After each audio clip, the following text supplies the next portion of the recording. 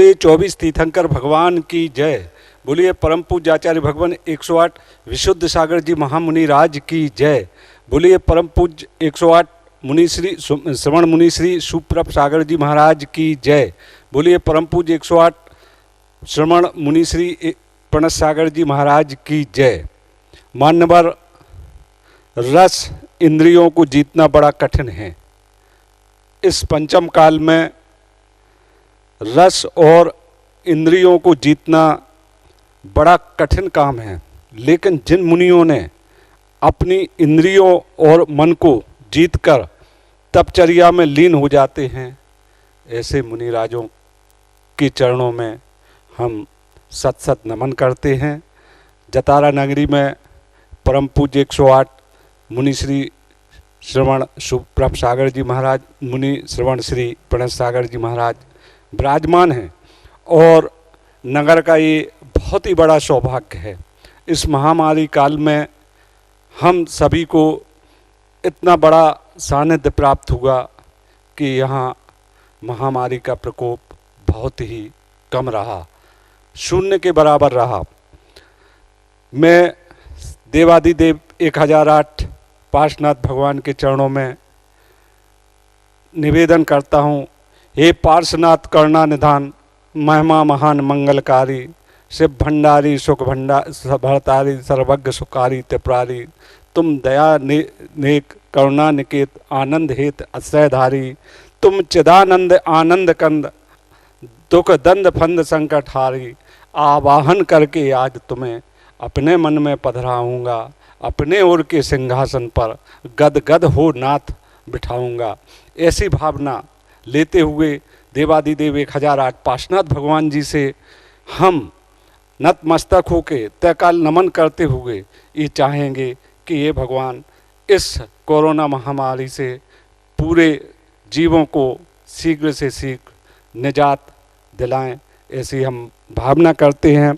और सम्यक समाधान का कार्यक्रम प्रारंभ होने जा रहा है। हम परम पूज्य मुनिद्वय 108 श्रवण श्री सुप्रभ सागर जी महाराज एवं परम पूज्य श्रवण मुनि 108 प्रणत सागर जी महाराज जी से विनम्र निवेदन करेंगे, सत सत नमन करते हुए विनम्र निवेदन करेंगे कि आज के कार्यक्रम को गति प्रदान करने की महती कृपा करें। पूज्य मुनिश्री। ओम नमः सिद्धिभ्य पंच परमेष्टि भगवान की जय। परम पूज्य आचार्य भगवंत गुरुवर विशुद्ध सागर जी मुनि महाराज जी की जय। परम पूज्य मुनि श्री सुप्रभ सागर जी महाराज जी की जय।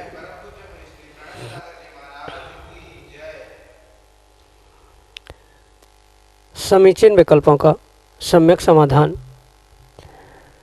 सम्यक ज्ञान की एक ऐसी अनूठी विधा जो हमारे मन को निर्विकल्प बनाकर उस परम सुख तक ले जाने वाली है, हमारे उस लक्ष्य को प्राप्त कराने वाली है।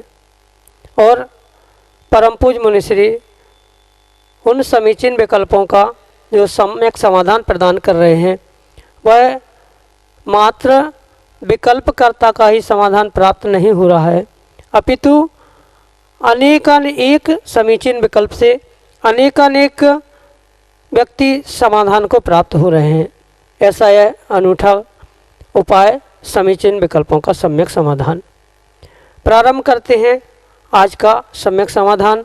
और आज का पहला समीचीन विकल्प ललितपुर उत्तर प्रदेश से अनन्य गुरुभक्त संस्कार जैन परम पूज्य मुनिश्री के चरणों में बारंबार नमोस्तु निवेदित करते हुए अपना समीचीन विकल्प रख रहे हैं कि महाराज जी, यदि परिवारजन जैन धर्म के प्रति पूर्ण समर्पित हैं, परंतु माता पिता की संतान के ऊपर कोई विपत्ति आने पर वह विचलित होकर मिथ्यात्व का पोषण कर अन्यत्र द्वार पर जाते हैं, अन्यत्र देवी देवताओं को के पास पहुंचते हैं, तो उन्हें कैसे रोकें? और क्या गृहस्थ अवस्था में किसी तरह से अन्य देवी देवताओं के पास जाने से रोका जाना उचित है? हमारे समीचीन विकल्प का सम्यक समाधान करने की अनुकंपा करें। नमोस्तु महाराज जी, नमोस्तु। ओम नमः सिद्धम। परम पूज्य आचार्य भगवान गुरुवर विशुद्ध सागर जी महाराज की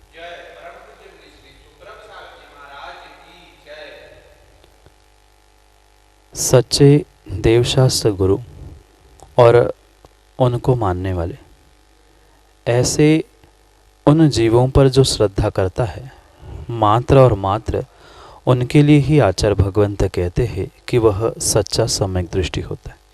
और जो सच्चा सम्यक दृष्टि जीव हुआ करता है वह कभी भी स्नेह के कारण, भय के कारण, लोभ के कारण किसी अन्य स्थानों पर ना उनकी विनय करने के लिए, ना उनको प्रणामादि करने के लिए किसी भी प्रकार से नहीं पहुंचता। एक बहुत अच्छी बात हमें यहाँ समझने योग्य है कि जैसे कि संस्कार भाई आपने बेटे के यानी संतान के विपत्ति के समय में एक माता पिता का वास्तव में भीतर से यही कर्तव्य रहता है या उनका यही मानना रहता है कि हम ये न केन प्रकार से अपने उस संतान को बचा ले या उसकी आपत्ति को दूर कर ले। पर बेटे के राग में अगर हम सच्चे देवशास्त्र गुरु से दूर हो रहे हैं तो वह भी कार्य उचित नहीं हो सकता। इसलिए उन माता पिताओं को बोध कराना बेटे का कर्तव्य ही हुआ करता है कि अगर वह माता पिता अपने धर्म मार्ग से या किसी अन्य प्रकार से विचलित होते हुए बेटे के राग में हो या अन्य किसी सांसारिक राग में आते हुए देवशास्त्र गुरु से, सच्चे देवशास्त्र गुरु से दूर हो रहे हैं, तो सच्चे बेटे का अपने माता पिता के प्रति वास्तव में धर्मात्मा होने के कारण से यही कर्तव्य होता है कि उन्हें बोध करा दे कि किन कारणों से उनको अन्यत्र जाने से रोका जा रहा है।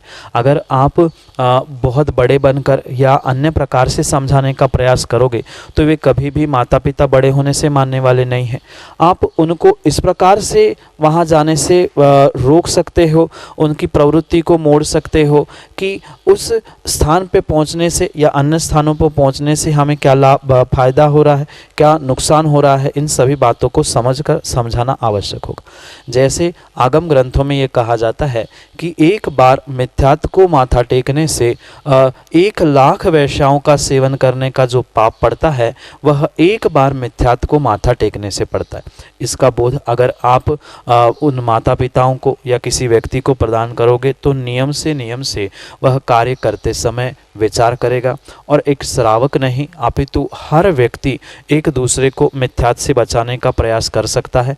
आप स्वयं धर्मात्मा हैं तो हम दूसरे को धर्मात्मा बनाने का प्रयास कर सकते हैं, या कोई धर्मात्मा कहीं अन्यत्र भटक रहा है तो भी हम उसे समझा सकते हैं कि भाई तू ऐसा कार्य मत कर, अन्यत्र अगर जाएगा तो ऐसा ऐसा मिथ्यात्व का फल मिलेगा आदि हम बोध करके श्रावक हो, गृहस्थ हो, साधु हो, बोध कराने में या उसे अन्य स्थानों में जाने से रोकने के लिए कोई भी बाधा नहीं है। पर अगर हम माता पिता को समझा रहे हैं, हमसे बुजुर्ग व्यक्ति को समझा रहे हैं तो थोड़ा सा उनकी मर्यादा का भी ध्यान करते हुए आगम की, गुरु की बात उनको उनके तरीके से धीरे धीरे समझाने का प्रयास करें, क्योंकि आखिर में वे आप के माता पिता है और संतान के ही राग में ही उन्होंने किया था। इसलिए सच्चा जैन धर्म का और सच्चे देवशास्त्र गुरु के प्रति समर्पण का बोध मिथ्यात्व से दूर करने की, उनकी प्रवृत्ति को हटाने के लिए आप अवश्य ही उनको रोक सकते हैं, सच्चा सम्यक बोध कर सकते हैं, उसमें कोई दोष नहीं है। मिथ्यात्व से होने वाला संसार भ्रमण, उस वैश्यागमन का पाप आदि आदि सभी का बोध उनसे कराने से धीरे धीरे वे भी उससे दूर हो सकते हैं। यही आपके लिए सम्यक समाधान। मनोज गरीबे अमरावती महाराष्ट्र से परम पूज्य मुनिश्री के चरणों में सपरिवार कोटि कोटि नमोस्तु निवेदित करते हुए अपना समीचीन विकल्प रख रहे हैं कि गुरुवर, जब हमारा मन उदास हो जाए तो मनोबल बढ़ाने के लिए हमें क्या करना चाहिए? हमारे समीचीन विकल्प का सम्यक समाधान करने की अनुकंपा करें। नमोस्तु महाराज जी, नमोस्तु। जीवन में, जिंदगी में उतार चढ़ाव होना, सुख दुख का आना, अच्छे बुरे दिनों का आना, ये तो सहज स्वाभाविक ही हुआ करता है। और उन अच्छे बुरे दिनों में भी जीव के परिणामों का बदलाव होना, कभी अच्छा लगना, कभी बुरा लगना, कभी बहुत अच्छा मनोबल बन जाना, कभी उत्साह से निरुत्साहित हम हो जाना, ये जीव के परिणाम परिणति परिपूर्ण रूप से इस संसारी जीव के साथ नित्य ही घटित होती ही रहती। और ऐसे समय में ही व्यक्ति को संभलना और अपने आप को समझाना बहुत बहुत आवश्यक हुआ करता है, जब व्यक्ति का मनोबल या उत्साह गिरने लगता है। जब हम अपने मनोबल को या अपने आप को नीचे की ओर परिणति में जाते हुए महसूस करने लगे, तो हम उन दिनों की याद कर ले जिन दिनों में हमने बहुत अच्छे कार्य किए हैं। जैसे कि आप पूछ रहे हैं कि कई बार आपके ही साथ नहीं अपितु बहुत सारे जीवों के साथ ऐसा घटित होता है। बहुत सारे, क्या मैं तो कहता हूँ लगभग सभी संसारी जीवों के साथ यही दृष्टांत घटित होता है कि सुबह कुछ परिणाम होते हैं, दोपहर तक कुछ और होते हैं, शाम तक वही परिणाम उदासी में बदल जाते हैं। इन सभी समय में, सभी कालों में या विपरीत परिस्थिति में भी हमें अपने मनोबल को इतना मजबूत और इतना अच्छे से बना के रखना है कि दुनिया की कोई भी ताकत उसे हमारे लक्ष्य को, हमारे उम्मीद को या हमारे उत्साह को तोड़ने के लिए किंचित भी यह सफल नहीं हो। यही प्रयास हमें करना चाहिए। और उसके लिए सबसे पहला कार्य हमें ये करना चाहिए कि जब हम अपने आप को आनंदित महसूस करते हैं, ऐसी जीवन में कहीं ना कहीं कभी ना कभी घटना घटी होगी जब आप उस क्षणों में बहुत उत्साहित या बहुत आनंदित होंगे। जैसे कभी गुरु को आहार दिए होंगे, या कभी साक्षात भगवान का अभिषेक किया होगा, या कभी ऐसे व्यक्ति के साथ बैठकर हमने घंटों घंटों बातें की होगी। उन दिनों की अगर हम याद करेंगे कि हमने उन दिनों में इतना आनंद लूटा था, हमने समित शिखर की यात्रा की थी, वहाँ पर हमने ये महसूस किया था, अगर उन अच्छे दिनों की, अच्छे पलों की हम याद करेंगे तो नियम से हमारा उत्साह, हमारा मनोबल पुनः कायम होते हुए हम अपने मार्ग पर, अपने लक्ष्य तक पहुंच सकते। अक्सर हमारा उत्साह निरुत्साह बदलने के लिए मुख्य कारण ये होता है कि व्यक्ति नित्य ही एक ही विषय पर लंबे समय तक सोचता है। उस विषय पे, जिस विषय के कारण हमारा मन उदास हुआ था, उस विषय को बदलने के लिए, मन के चिंतन को बदलने के लिए सबसे पहले प्रयास किया जाए। फिर जो हमने कभी अच्छे कार्य किए थे, अच्छे स्थानों पर हम पहुँचे थे, वहाँ पहुँचे। अगर वह भी नहीं हमें याद आ रहा है तो कम से कम हमारा कोई पुराना एल्बम हो जिसमें हमारे अच्छी अच्छी फ़ोटो हो, उन फ़ोटो को, या किसी विशेष व्यक्ति के साथ हमने फ़ोटो खींची हो तो उन फ़ोटो को देखने का प्रयास करें। या कभी हमने कुछ अच्छा कविता, अच्छा लेख कुछ लिखा हो तो उसको पढ़ने का प्रयास करें।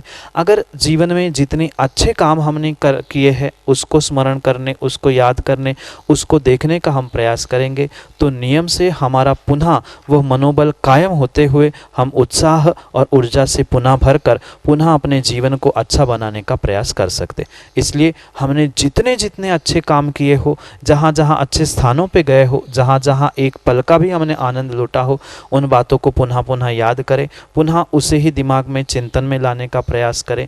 या अच्छा जो करने का हमने विचार किया था उसके प्रति सोचें और उससे हम अपने मनोबल को पुनः ऊंचाई तक ले जा सकते हैं। अपने लक्ष्य के बारे में सोचते हुए हम भी अपने मनोबल को बढ़ा सकते हैं। यही आपके लिए सम्यक समाधान। अगला समीचीन विकल्प कोटा राजस्थान से आशा जैन कह रहे हैं कि महाराज जी शांति धारा में शिव मस्तु बोलते हैं, तो सदास्तु बोलना चाहिए या तथास्तु बोलना चाहिए? हमारे समीचीन विकल्प का सम्यक समाधान करने की अनुकंपा करें। नमोस्तु महाराज जी, नमोस्तु।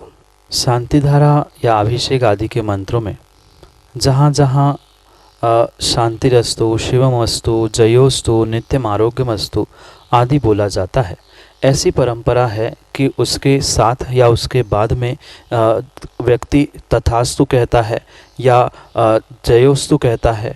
ये सभी एक दूसरे के लगभग पर्यायवाची ही नाम हुआ करते हैं। इसलिए इसमें हमें विकल्प नहीं करना चाहिए कि हमें उस शिवमस्तु या तथास्तु के बाद जयोस्तु के बाद तथास्तु कहना है कि यथास्तु कहना है। ये सभी लगभग एक दूसरे के पर्यायवाची नाम हैं। जैसे जहाँ तथास्तु कहा जा रहा है वहाँ उस शब्द का अभिप्राय है हाँ, जैसे आपने कहा है, यानी नित्यम आरोग्य मस्तु कहा है तो हाँ आपका आरोग्य हमेशा ही अच्छा रहता रहे। ये तथास्तु का अर्थ होता है हाँ वैसा ही हो। और जो सदास्तु कहा जाता है, सदास्तु का मतलब होता है कि जो आप कह रहे हो वैसे सदा के लिए हो। अगर आपने शांतिरस्तु कहा है और उसके बाद हमने शब्द सदास्तु कहा तो आपके जीवन में शांति सदा के लिए हो। और तथास्तु कहा है तो तथास्तु का अर्थ हाँ, शांति हमेशा ही बनी रहे। उसमें हमें ये विकल्प करने की आवश्यकता नहीं है कि शब्द का वास्तव में अर्थ क्या है और कौन सा शब्द बोलना चाहिए। मात्र दोनों का लगभग अर्थ एक ही होने से सदास्तु हो या चाहे वो तथास्तु हो, वैसा हो या वैसा सदा के लिए हो, इसमें कोई विशेष अंतर नहीं है। इसलिए दोनों में से कोई भी शब्द बोल दे उसमें कोई ऐतराज़ नहीं है। मात्र अभिप्राय समझे, भावों को समझे, वह जो उस मंत्रों में बोला जा रहा है वैसा ही हो, अच्छा ही हो, ऐसे भाव बनाते हुए हम चाहे तथास्तु कह दे या सदास्तु कह दे, नित्यमस्तु कह दे, तो उसमें कोई दोष नहीं है। सबका अभिप्राय एक ही है, इसलिए उसमें विकल्प ना करते हुए कोई भी शब्द बोल दे वह लगभग पर्यायवाची है। यही आपके लिए सम्यक समाधान। जयेंद्र कुमार भिलाला भीलवाड़ा राजस्थान से परम पूज मुनिश्री के चरणों में बारंबार नमोस्तु निवेदित करते हुए कह रहे हैं कि महाराज जी, आजकल जैन समाज में लड़कियां भागकर अन्य समाज में शादी कर रही हैं। ऐसे कुलों में जाती हैं जहां उच्च कुलों के संस्कार नहीं पाए जाते हैं, और कुछ समय बाद जिस घर की लड़की ने भागकर शादी की वह अपने उस घर में उनका आना जाना प्रारंभ हो जाता है। तो क्या वह परिवार मंदिर में भगवान का अभिषेक और महाराज को आहार दान दे सकते हैं क्या? हमारे समीचीन विकल्प का सम्यक समाधान करने की अनुकंपा करें। नमोस्तु महाराज जी, नमोस्तु। कौन क्या कह रहा है, कौन क्या कर रहा है, इससे बहुत ज़्यादा महत्वपूर्ण यह बात है कि हमारे आगम में पूर्वाचार्यों ने क्या लिखा है, क्या कहा है और क्या करना चाहिए, उस आचार्य भगवंत और आगम के परिप्रेक्ष्य में व्यक्ति को उसी के विषय में निर्णय करना आवश्यक है। जैसे कि आपने वर्तमान की इस ज्वलंत समस्या को सामने रखते हुए ये विकल्प रखा है कि जो अन्य कुलों में जाकर विवाह करने वाली कन्या है, उस समय पर तो विवेक शून्य होकर माता पिता से संबंध तोड़कर अन्यत्र पहुंचती है। नीच कुल आदि में पहुंचने के बाद कुछ समय बाद पुनः जो घर में आती है और आखिर में माता पिता यही सोचते हैं कुछ भी हो कैसी ही हो, बेटी तो हमारी है आदि सोचकर जो उस बेटी को पुनः अपना लेते हैं वह परिपूर्ण रूप से आगम के विरुद्ध ही कार्य करते। ठीक है, अगर माना कि उन्होंने बेटी को अपना ही लिया है, सब कुछ पुनः व्यवहार प्रारंभ ही हो चुके हैं, तो कम से कम इतना तो ध्यान वे रखे ही रखे कि आगम के परिप्रेक्ष्य में आचार्य भगवंतों ने स्पष्ट रूप से ऐसे परिवारजनों को परिपूर्ण रूप से आगम की अपेक्षा से भगवान का अभिषेक, पूजा, शांतिधारा हो, चाहे मुनिराजों को आहार आदि देना हो, उसके लिए परिपूर्ण रूप से निषेध ही लिखा है। उसमें प्रवृत्ति करने के लिए आज्ञा किंचित भी नहीं दी गई है। इसलिए जहाँ उस कन्या के परिवार के साथ, जहाँ वो कन्या नीच कुल में पहुंची है, उस परिवार के साथ या उस बेटी के साथ भी अगर रोटी बेटी का व्यवहार चलता है, एक पुराना शब्द चलता है रोटी बेटी का व्यवहार, यानी जिस कुल परिवार में बेटी देना आना या भोजन करना आदि प्रारंभ हो चुका है, ऐसे अगर नीच कुल से साथ संबंध प्रारंभ हो चुके हैं तो उन कुलों को भी आचार्य भगवंत उन्हीं श्रेणी में गिनते हैं जिन श्रेणी में उस कन्या ने विवाह किया है। इसलिए उस कुल के उन जीवों को, यानी उनके माता पिता को भी या उन परिवार को, जिस परिवार से वो कन्या दूसरे कुल में पहुंची है, उस परिवार को भी आगम के परिप्रेक्ष्य में किंचित भी आज्ञा नहीं है कि वह किसी भी प्रकार से अगर उस कन्या के साथ, बेटी के साथ या उनके समधि आदि के साथ वह रोटी बेटी का व्यवहार कर रहे हैं तो वे अभिषेक, पूजा और मुनिराज को आहार देने के पात्र नहीं होते हैं। ये आगम के परिप्रेक्ष्य में आचार्य भगवंतों की अपेक्षा है। उसके साथ ये भी बात हम ध्यान रखें कि रोटी बेटी का व्यवहार छोड़ते हुए अगर व्यक्ति ने या उस परिवार ने, मतलब उस कन्या के माता पिता ने अगर किसी आचार्य भगवंत के पास पहुंचकर प्रायश्चित आदि ग्रहण किया है तो वो फिर भी आहार आदि देने में सक्षम हो सकते हैं, पूजा अभिषेक करने की पात्रता रख सकते हैं। पर अगर उन्होंने प्रायश्चित भी नहीं लिया है, उन बेटी के परिवार से यानी उस बेटी के ससुराल पक्ष से संबंध भी नहीं तोड़ा है, बेटी से भी संबंध नहीं तोड़ा है, रागवश आना जाना भोजन आदि चालू है, तो किंचित भी वह पूजा अभिषेक की या आहार दान आदि की पात्रता नहीं रखते। यही आपके लिए सम्यक समाधान। अगले समीचीन विकल्प के लिए निशा जैन अजमेर राजस्थान से अपने ऑडियो मैसेज के साथ हमारे सामने। नमोस्तु महाराज जी, आपके चरणों में मेरा बारंबार नमोस्तु। मैं अजमेर राजस्थान से निशा जैन बोल रही हूँ। मैं ये जानना चाहती हूँ कि घर में विधान और पूजा का क्या हमको पुण्य मिलेगा।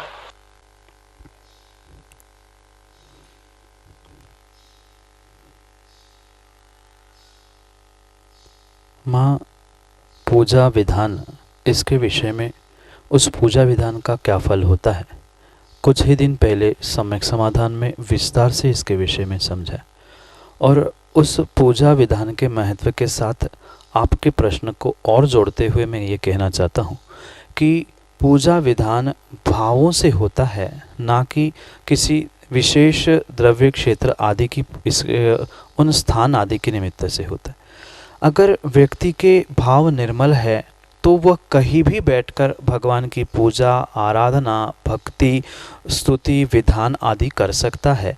किंचित भी ये अनिवार्य नहीं है कि भगवान की प्रतिमा जी, यंत्र जी, फोटो आदि सामने हो तो ही हम विधान कर सकते हैं, ऐसा कहीं भी नहीं लिखा है। हाँ, ये ज़रूर अवश्य समझने योग्य बात है कि अधिक से अधिकम फलम, यानी विशेष रूप से ऐसे निमित्तों का अगर हमें सानिध्य मिला, जैसे विशेष रूप से अरिहंत प्रभु के सामने ही हम पूजा विधान कर रहे हैं तो उसका विशेष फल मिलेगा। वही सामान्य मंदिर की जगह अतिशय क्षेत्र में कर रहे हैं तो उसका विशेष फल मिलेगा, और वही सिद्ध क्षेत्र में कर रहे हैं तो उससे भी कई अधिक गुना हमें फल मिलेगा।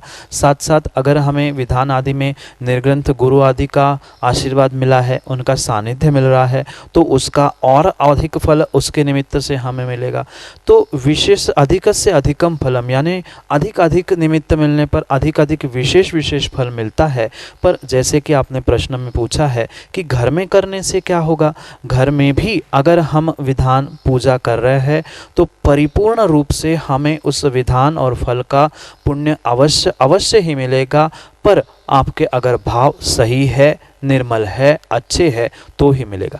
अगर आपके भाव यही भीतर विचार चल रहा है कि क्या होगा, कैसे होगा, अच्छा होगा कि नहीं, पुण्य मिलेगा कि नहीं मिलेगा, अगर कुछ विकल्प लेकर हम ऐसा कार्य करेंगे तो कभी भी हमारा वह कार्य सफल नहीं हो सकता। इसलिए आप तो निर्विकल्प होकर यही भावना भाए कि ठीक है, वर्तमान में इस कोविड-19 की कोरोना की समस्या के कारण हम मंदिर नहीं पहुंच पा रहे, साक्षात देवशास्त्र गुरु का सानिध्य नहीं मिल रहा है, पर हमारे आगम में मात्र प्रत्यक्ष ही नहीं अपितु परोक्ष रूप से भी पूजा स्वीकार की गई है।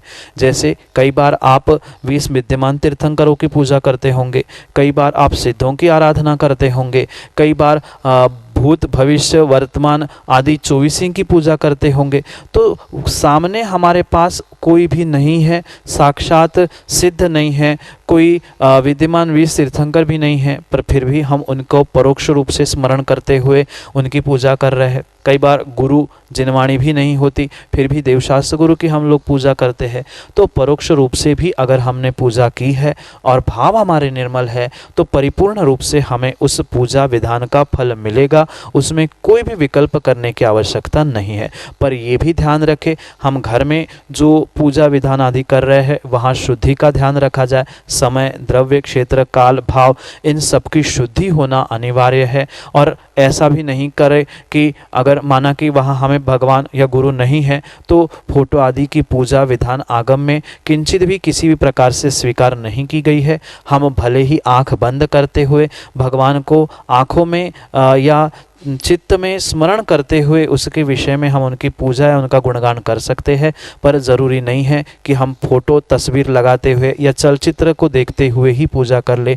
हम प्रत्यक्ष नहीं सही, परोक्ष आंख बंद करके उनका स्मरण करते हुए उनकी पूजा, अभिषेक या विधान आदि कर सकते हैं। अभिषेक भी मात्र प्रतिमा का ही नहीं, कभी हमने अभिषेक देखा हो उसका भी स्मरण कर सकते हैं, या कभी किसी विशेष तीर्थ क्षेत्र में पहुँचे होंगे, वहाँ के विशेष भगवान उनको स्मरण करते हुए हम उनका विधान आदि रच सकते हैं।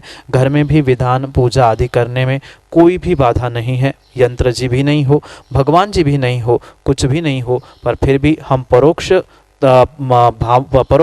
उन निमित्तों से भी परोक्ष होते हुए अपने निर्मल प्रत्यक्ष भावों से भी बहुत कुछ पुण्य का अर्जन कर सकते हैं। इसलिए अगर घर में भी आप पूजा विधान कर रहे हो तो उसमें आपको किंचित भी विकल्प करने की आवश्यकता नहीं है। अवश्य रूप से निर्मल भावों से की गई पूजा द्रव्य, क्षेत्र, काल कोई भी हो पर उसका हमें फल मिलेगा। पर विशेष अगर निमित्त द्रव्य क्षेत्र काल रूप मिले हैं तो उसका विशेष मिलेगा, नहीं तो सामान्य रूप से निर्मल भावों का और विधान आदि प्रशस्त भावों का पुण्य मिलेगा। यही आपके लिए सम्यक समाधान।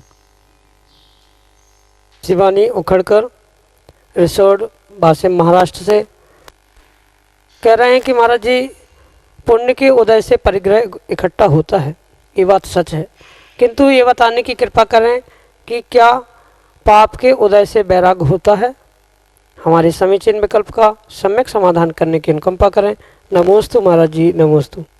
परिग्रह इकट्ठा होना या परिग्रह धन संपत्ति आदि प्राप्त होना ये पुण्य नहीं है, अपितु पुण्य के निमित्त से जो पुण्य का मल शेष रहता है, यानी पुण्य उदय में आने के बाद जो उसका मल शेष रूप से रहता है, जैसे अगरबत्ती जलने के बाद जो राख ज़मीन पे पड़ती है, वह जैसे अगरबत्ती सुगंध देने के बाद जो राख पड़ी है, वैसे ही पुण्य के उदय में आने के बाद बचा हुआ जो मल होता है उसको ही हम परिग्रह कहते हैं। और उसके निमित्त से बहुत सारे जीवों में यह भ्रम है कि वह परिग्रह ही वास्तव में पुण्य है या पुण्य के उदय से मिला है। सर्वथा ऐसा नहीं है। पुण्य का उदय तो आके निकल गया, उसके बाद बचा हुआ उस पुण्य के उदय का जो मल होता है वह धन संपत्ति या परिग्रह छोड़ के जाता है। और व्यक्ति उस परिग्रह का किस प्रकार से और कैसा प्रयोग करता है उस पर वह वर्तमान में पुण्यात्मा है कि पापात्मा है वह निर्भर करता है। अगर उस परिग्रह को वह परिपूर्ण रूप से अपने भोग आकांक्षा विषय वासनाओं में लगा रहा है तो परिपूर्ण रूप से वह जो पुण्य का मल हमें प्राप्त मिला था या पुण्य का फल हम उसे जिसे कह सकते हैं, उसको हमने पाप का बीज बना के आने वाले समय के लिए हमने पाप का आश्रय भी किया और वर्तमान में भी हम उस पुण्य परिग्रह का या पुण्य का भोग करने के निमित्त से वर्तमान की अपेक्षा में भी हम पापात्मा हो गए और पाप ही हमने उस समय पर इकट्ठा किया। और ये भी आपके मन में भ्रम है कि परिग्रह पुण्य से मिल रहा है तो उसको छोड़ने के भाव क्या पाप से हो रहे हैं। ये भ्रम आप बिल्कुल अपने भीतर से निकाल देना। जितना आप परिग्रह को इकट्ठा करने को पुण्य मान रहे हैं यह तो भ्रम है ही, पर उससे अधिक बड़ा भ्रम यह है कि पाप के निमित्त से वैराग्य नहीं आता। पर यह परम सत्य समझना कि पुण्य से भी जब तीव्र तीव्र सातिशय पुण्य यानी जन्मों जन्मों का पुण्य जब इकट्ठा होता है तब जाके कभी किसी के वैराग्य प्राप्त करने के या वैराग्य के परिणाम होते हैं। वह जो परिग्रह आपके पास इकट्ठा हुआ है वह तो उस पुण्य का मल है, पर जिसके परिणाम वैराग्य के हो रहे हैं उस परिग्रह को छोड़कर दीक्षा आदि लेने के हो रहे हैं, मोक्ष मार्ग पर बढ़ने के हो रहे हैं, वह पुण्य का मल नहीं है, अपितु वह वर्तमान में पुण्य से मिले हुए उस मनुष्य पर्याय को पुण्य में लगाने के लिए पुण्यानुबंधी पुण्य कर रहा है। यानी उस पुण्य पर पुनः पुण्य जोड़ते हुए वह वर्तमान में भी पुण्यात्मा है, क्योंकि उसके वैसे परिणाम हो रहे हैं। धन संपत्ति को छोड़ने के उस जो भोगने का परिणाम करता है या भोगने में परिणति करता है वह तो पापात्मा है, और जो उसे छोड़ने के परिणाम करता है वह वर्तमान में भी पुण्यात्मा है। और वास्तव में उसने उस वैराग्य को प्राप्त कर लिया, परिग्रह को छोड़ दिया, तो नियम से आने वाले समय में भी वह उस पुण्य से पुण्य को बांधकर पुण्यात्मा ही बनता है। इसलिए पाप के उदय में वैराग्य नहीं होता, अपितु तीव्र तीव्र सातिशय पुण्य के निमित्त से ही वैराग्य होता है। बिना पुण्य के उदय से या बिना पुण्य के द्रव्य से के सद्भाव में सत्ता में किंचित भी जीव वैराग्य को या मोक्ष मार्ग पर चलने के भाव भी नहीं कर सकता। फिर साक्षात वह जो मोक्ष मार्ग पे चल रहा है, वैराग्य पथ पे चल रहा है, आगे बढ़ रहा है, वो तो परिपूर्ण रूप से पुण्य के निमित्त से ही कर रहा है। बिना पुण्य के वह कभी भी वैराग्य या मोक्ष मार्ग को प्राप्त नहीं कर सकता। पर परिग्रह वह पुण्य के मल से रूप में भी या वर्तमान की पाप क्रिया और भूत के पुण्य के निमित्त आदि से भी हो सकता है। पर वैराग्य तो परिपूर्ण रूप से जो कई वर्षों से अपने पुण्य को पुण्य में लगाने का प्रयास कर रहा है उसके ही भाव वैराग्य प्राप्त करने के होते हैं। पाप के उदय से वैराग्य ना हुआ, ना होगा, ना होने वाला है। वह तो पुण्य, वह भी कई भवों का सातिशय पुण्य जब इकट्ठा होता है तभी वैराग्य के और मोक्ष मार्ग पर बढ़ने के परिणाम होते हैं। यही आपके लिए सम्यक समाधान। समीचीन विकल्पों के सम्यक समाधान आज के इस प्रश्नों के सम्यक समाधान परम पूज्य मुनि श्रवण 108 सुप्रभ सागर जी महाराज द्वारा यहाँ उत्तर उनके समाधान दिए गए। और मैं कहना चाहूँगा कि जो भी प्रश्न आज के इस समाधान में आए हुए हैं, प्रश्न तो एक ही रहता है, लेकिन उनसे जितने भी प्रश्न और उत्पन्न होते हैं उनका भी समाधान परम पूज्य मुनि श्री के मुखारबिंद से हमें मिलता है। हम सभी का ऐसा परम सौभाग्य है कि इस पंचम युग में हमें साक्षात निर्ग्रंथों की वाणी की देशना और धर्म लाभ हमें प्राप्त हो रहा है। आइए हम इसको कैसे सुने, जो भी बाहर के लोग हैं और जो अभी मंदिर नहीं आ पा रहे हैं। प्रतिदिन सायकाल 5:13 पर यूट्यूब चैनल पर सुप्रभ उवाच के नाम से आप सर्च करें, वहाँ पर ये सभी प्रश्नों के उत्तर आपको पूज्य मुनि श्री के मुखारबिंद से प्राप्त होंगे। इसी का दूसरा प्रसारण पारस चैनल पर साय 4 बजे प्रतिदिन होता है, वहाँ भी आप श्रवण कर सकते हैं। और समीचीन विकल्पों के उत्तर और प्रवचन में जो आज महत्वपूर्ण विषय चल रहे हैं उनके समाधान के लिए भी प्रतिदिन जनवाणी चैनल पर शाम को 7:40 पर वहाँ भी प्रसारण होते हैं। हम श्रवण करें और इसका पूरा धर्म लाभ हम प्राप्त करें। चलिए हम परम पूज्य मुनि श्री के चरणों में सत नमन करते हुए और कार्यक्रम को विराम देते हैं।